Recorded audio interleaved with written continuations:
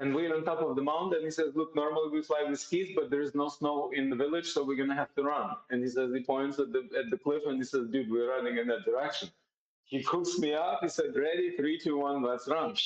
We run off the mountain, we take off.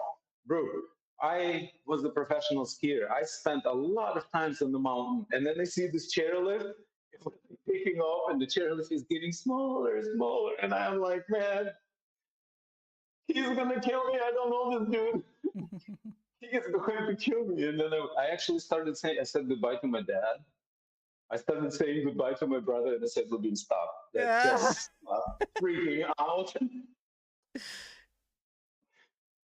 He will lend you. And, after that, it was beautiful. And I knew that I had to learn how to do it myself. And basically, again, same thing. 6 years later, I know, I flew my first commercial tandem season in Austria. But I had this idea, when I saw so many amputees, just to give you a number, last year in Ukraine, there were more than 100,000 amputees. That's a lot. And I thought, I am going to do this. I'm going to test this. I'm going to take an amputee and we're going to go flying, because I hope that he will be so scared for his life that he'll forget that he's missing a leg or two. We'll take an amputee and it'll take him fly. Okay. Think about it. If you're going off a 300-meter cliff, your subconscious mind knows that you're going to die. And at that moment, you have no other problems. All your problems go away, even if you don't have a leg. And, um, Hey man, I'm laughing, but that's a great idea. That's actually genius. Like when you're flying, like doesn't matter. Anything, everything else doesn't matter. so check this out. I know if I'm in Germany or in the United States, I have to get lawyers, I have to form a corporation, I need to get approval, I need to get insurance, I need to go to the Department of Defense and say, hey, look, can I fly an amputee? Can you give me a hero without a leg? Because I want to go run off 300-meter cliff with a plastic bag over our head. Imagine what they would say. It would take, I know in the United States, it would take me years and more than $100,000 to get going, because the compliance and legal fees are really huge. So I'm sitting here on the beach. I live in Turkey. I'm near Mm-hmm. Antalya. Mm-hmm. And one thing about Turkey is that there are mountains that go to the sea, to the beach. And one of the most popular things is paragliding. Like, there's so many people come here because you fly over the Mediterranean. It's really it's an amazing view. Yeah, I've been to Cappadocia And once. It's beautiful. oh, Cappadocia. Yeah, Li- but we are on the sea. We're looking at the Mediterranean. And there's I really thought for a while, and I went to there's this company called King Paragliding, and the guy who runs it, his name is Hamid Sak. He's a Turkish guy. He is um, he is he's extremely fit and quick, and he's a really good pilot. I mean, he's young, strong, and he had experience of flying people who had mobility issues without a chair, because one of the things, we need a chair and we fly without a chair. And I said, look, will you fly an MPG from Ukraine? And he said, yeah, sure, man. You don't pay me, just you bring him here, we fly them. So I called a friend of mine who at the time was the governor of a region. And the reason he was a friend of mine was because his father worked for me when I ran the gas stations. Some of those gas stations were managed by his dad, and his dad, he actually, he was like, his wife passed away, the kids are grown out of the house, he has nothing to do. He always lives at the gas stations. It was like complete order, everything was perfect. There was need to fire him, and he lived with those gas stations. And after he passed away, my friend called me and he said, look, listen, I really appreciate you giving him this opportunity, because he would have died years ago. And I said, look, he was an awesome employee. Mhm. So I called him, and it was before he became a governor. Then the war starts. He becomes appointed as a governor, and I call and I say, look, this is my idea. I want to take our veterans. I want to take them outside of that, because Ukraine gets bombarded every night. There's like 300 drones, ballistic missiles. It has not stopped for 4 years. Like every night they're hitting Kiev and major cities. It's for real, guys. It's like it's sick. So I said, let me take them because they are done. He's missing a leg, he's finished. But just let me take them, bring them to a warm beach in Turkey. I have an awesome group of volunteers. The guys who I fly with ride bikes. We it's always summer right now. Today I actually started riding a bike again after 15 years. So I may run out of energy, but it looks like a good topic. So I have a lot of people who are my network here, and we all spend a lot of time on the beach. And when I brought the first MPT, like in all our logos, this is the actual guy. His So name is Valek.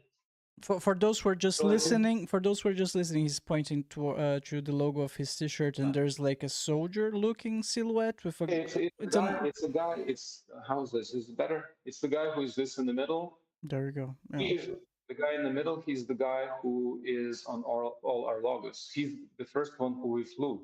Mm-hmm. And the guy in the red shorts, he's deaf because the Russian drone dropped a hand grenade next to his ear and took off the right side of his head. And one thing that people always ask me, what I learned from the veterans, is that when you see a guy without a leg, you want to help, right? Because you see what's going on.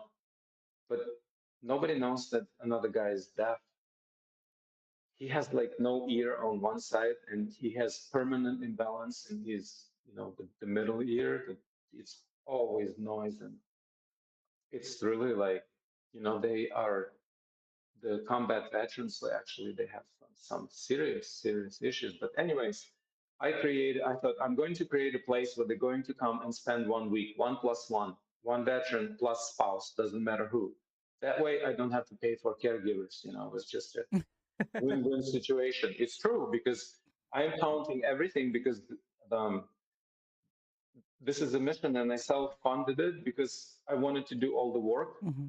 So nobody could ever tell me how much something costs or what somebody needs to go from suicidal to a captain of his soccer team, which our guy actually became this year. He was sitting at home thinking about end of life, and he flew in June, and this April when we had our opening for the season opening, I took him to my physical therapist, and she saw his leg, and she's like, "Oh, Lyubim, look at his leg," and I'm like, "What?" And she says, "Like, he can get paralyzed because his muscles, he's always standing on one leg. He's a big guy, Mm-hmm. and his muscles are getting smaller, and it's pressing on his sciatic nerve, so he can do one wrong move, and he may become paralyzed. So we need to bring him back for like." I said, "For how long?" She says, "For a month of physical therapy." And actually, he had to come back. And when he was here rehabbing, I was his driver. I was his, scheduler. I was his 1 month going, seeing what a veteran needs, and just going into therapy sessions. I don't swim, but I will go hang out at the pool. We had we have an Olympic swimming coach. We have an two-time Olympic cycling coach, and our guy who, again, we pointed at the card. He's missing a leg. Mm-hmm. Not only he was swimming, he got on a bike, and we had these, the bike rides. It was super awesome. If you click on the three things, bro, Mm-hmm. on those little, yeah, this is the first guy who we flew, and that's the picture. We can stay there. Mm-hmm. Since then, he lost 10 kilograms, because he came here for 1 month of rehab. He qualified for a new prosthetic leg. Like, if you look at this one, do you see how big the top is? Let Like, me it's a let. really big top that goes over the leg. And he qualified for a super duper um, new prosthetic that is like much smaller, and it has a knee. He's missing a knee, and the new one, it has a knee replacement with artificial intelligence, with sensors and everything. So he can pretty much do anything. And that leg was $75,000, and the government fully paid for it because he was rehabbing here, and he was able to show that it's important to him, that he's going to use it because he was denied once before.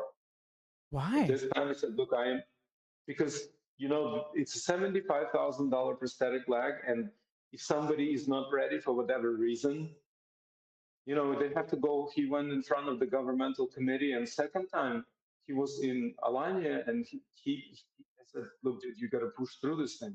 Yeah, but And he he put. said he saw them closing the folders, and he said, "Excuse me, I volunteered 10 days after I turned 20 years old, and they sent me to fly drones." He said, "But I felt like I'm hiding behind the civilians, right?" And he said he kept writing for 5 months, "Transfer me to an assault brigade." He gets transferred to an assault brigade. They are in a fight with Russians. His commander gets shot. He goes down. He's the closest guy to his commander. He said he was like 5 meters away from his commander. He gets hit in the leg, and that was the end of that story.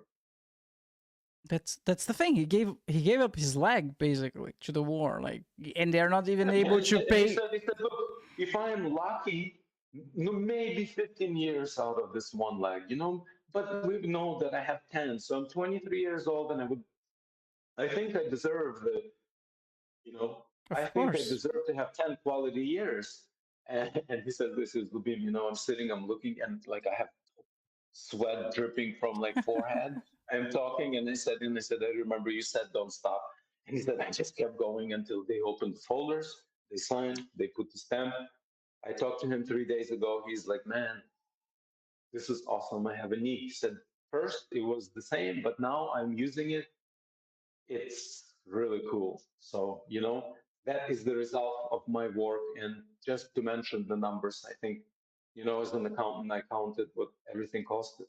1 month of rehab with flights, with food, with housing, 12 personal physical therapy sessions, 10 swimming sessions with an Olympic coach, like I said, cycling unlimited, and 24-hour concierge service, all that, 4,000, 4,000.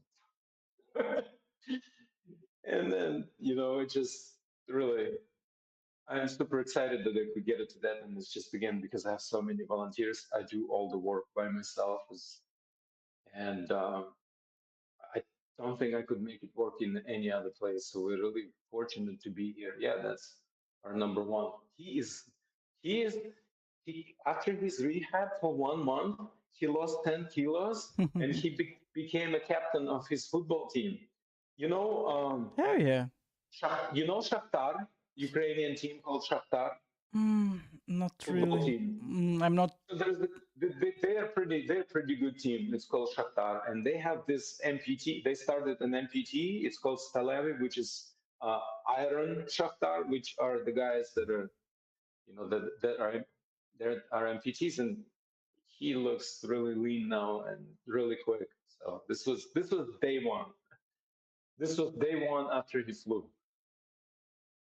It's amazing. How many veterans have you guys helped so far taking This into is the those? one guy that I supported. I decided that I have